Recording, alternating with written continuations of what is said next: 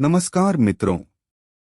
Daily ज्योतिष गंगा आज के एपिसोड में आप लोगों का हार्दिक स्वागत है। इस चैनल में हम प्रतिदिन शॉर्ट्स वीडियो और लाइव टेलीकास्ट करते हैं। आज हम बात करने जा रहे हैं रामायण के उस प्रसंग की जिसमें भगवान राम ने माता शबरी के जूठे फल खाए थे। तो सवाल है कि भगवान राम ने शबरी के जूठे बेर क्यों खाए। माता शबरी का जन्म एक गरीब आदिवासी परिवार में हुआ और जब उनका विवाह हुआ तो पति शराब और मदिरा का सेवन करता था। जीवन एक नर्क जैसा था। तब माता शबरी ने घर त्याग दिया और जंगल में जाकर रहने लगी। वह जंगल से लकड़ियां लाकर वह जंगल में तपस्या कर रहे ऋषियों को हवन इत्यादि में सहयोग करती। लेकिन जब उनको यह पता चला कि शबरी एक अछूत है तो उसको सबने अलग कर दिया। यहाँ तक जिस तालाब से माता शबरी पानी लेती उसको भी त्याग दिया गया। सिर्फ मतंग ऋषि उनको अपनाया और शिक्षा दी और अपनी बेटी जैसे रखा। जब मतंग ऋषि वृद्ध हो गए तब उन्होंने शबरी माता को आशीर्वाद दिया कि एक दिन भगवान राम तेरी कुटिया में आएंगे और तुम्हें इस संसार से मुक्त करेंगे। माता शबरी आजीवन भगवान के इंतजार करने लगी और हर दिन अपनी कुटिया फूलों से सजाती और सभी बेर को चखकर देखती कि वह मीठे हैं कि नहीं। क्या है कि भगवान आपकी श्रद्धा और भक्ति का बहुत सम्मान करते हैं। आपकी पूजा की थाली सोने ही है या चांदी की या पीतल की, इससे कोई फर्क नहीं पड़ता। उस सर्वशक्तिमान को आपके अंदर की श्रद्धा का पूरा पता है। वे अंतर्यामी आपकी ईश्वर की भक्ति की गहराई को बखूबी जानते हैं। इसलिए भगवान की पूजा में पूरा मन लगाएं। मन नहीं लग रहा तो क्यों पूजा कर रहे हैं। किसी के बारे में बुरा मत सोचें, कम से कम पूजा करते समय। याद रखिए, आप कोई भी हो, आप भगवान को धोखा नहीं दे सकते। पूरी श्रद्धा नहीं है तो बेकार के घंटे बजाने कोई प्रयोजन नहीं है। यह कोई स्टेज नहीं जो आप ड्रामा खेल रहे हैं। अरे, आप तो स्वयं भगवान का रूप हैं। आप कैसे खुद से झूठ बोल सकते हैं।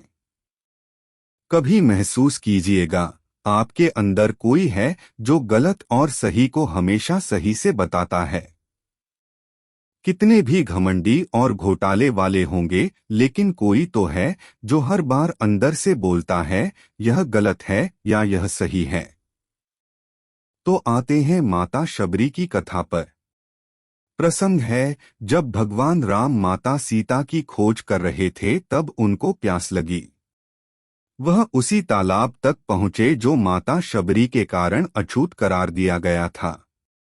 जब भगवान राम आगे बढ़े तो ऋषियों ने उनको तालाब का पानी लेने से मना किया कि उस तालाब से एक अछूत नारी पानी लेती है।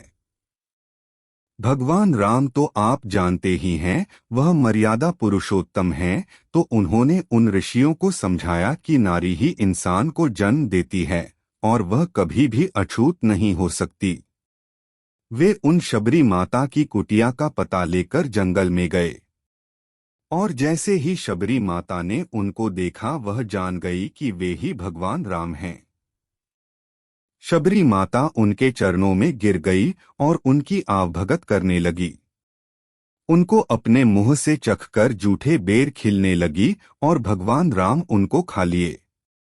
जब लक्ष्मण जी ने उनको रोका तो भगवान राम ने समझाया, ये बेर जूठे नहीं हैं, इनमें माता शबरी की श्रद्धा और भक्ति भरी है और इसीलिए इतने मीठे हैं।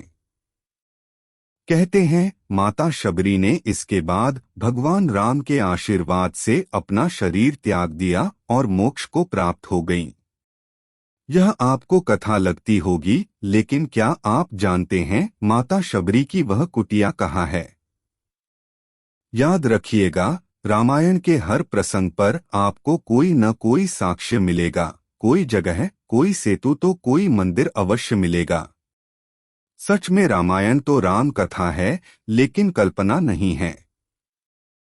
तो माता शबरी की वह कुटिया गुजरात में है। जिसको शबरी धाम कहा जाता है।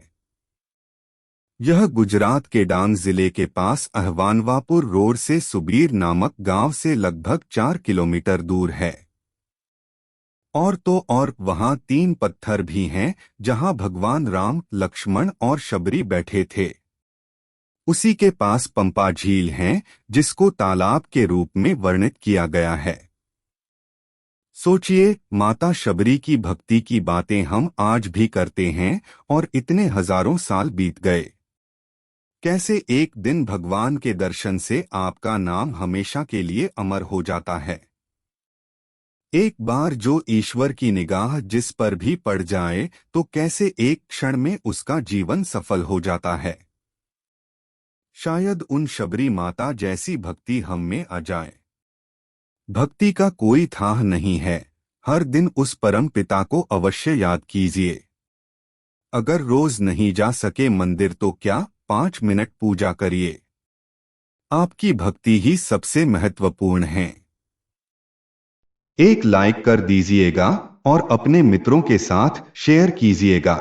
कहने की जरूरत नहीं, आप जानते ही हैं कि आप चैनल को सब्सक्राइब करेंगे तो आपको हमारे नए वीडियो की जानकारी मिलती रहेगी। यह मुफ्त है, आप सभी जानते ही हैं। इस वीडियो को और मुझे सुनने के लिए बहुत धन्यवाद।